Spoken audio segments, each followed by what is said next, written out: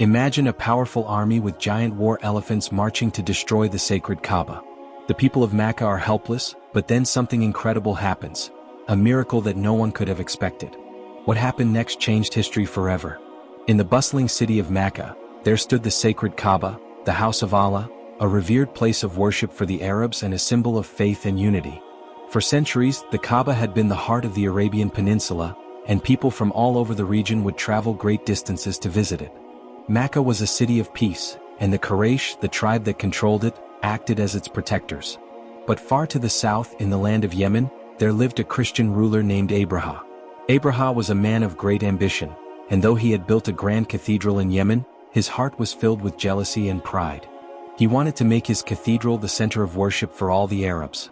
Seeing that people from all corners of Arabia still flocked to Makkah to visit the Kaaba, he became enraged. He vowed to destroy the Kaaba and replace it with his own place of worship. Abraha gathered an army, the likes of which had never been seen before.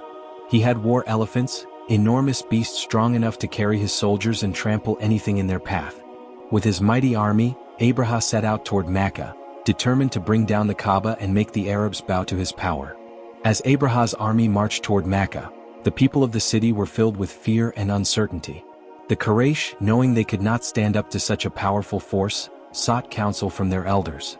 Abu Talib, the uncle of the young prophet Muhammad, gathered the people together and reminded them that the Kaaba had been under the protection of Allah for centuries.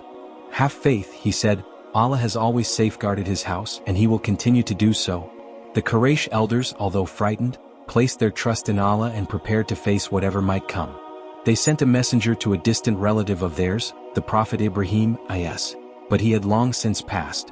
So, the people of Makkah had no prophet to guide them in this moment of peril.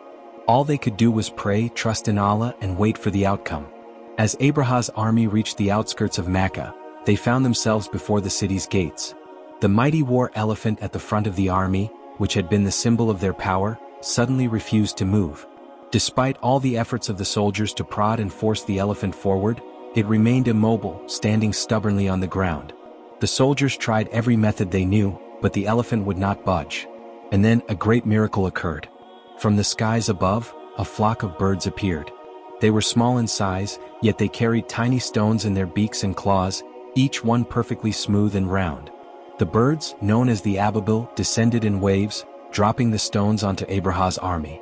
The stones struck the soldiers and the elephants, causing immense confusion and chaos.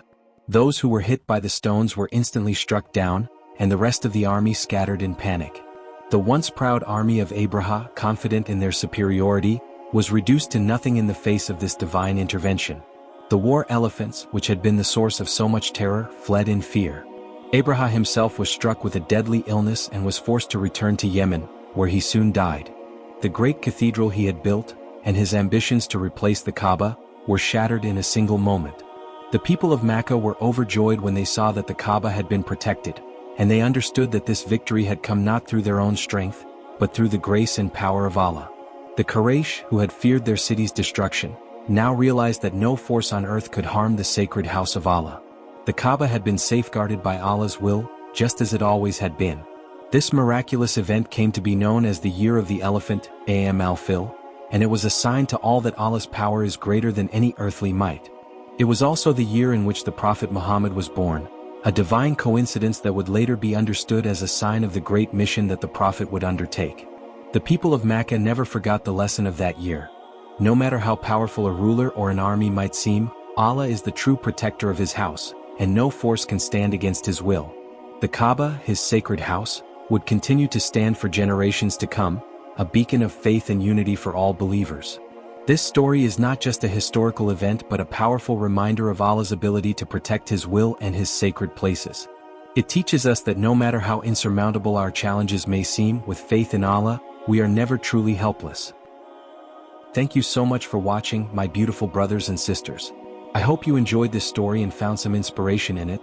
If you did, don't forget to give it a thumbs up, share with your friends, and of course subscribe to the channel for more amazing content. Hit that notification bell so you never miss an update.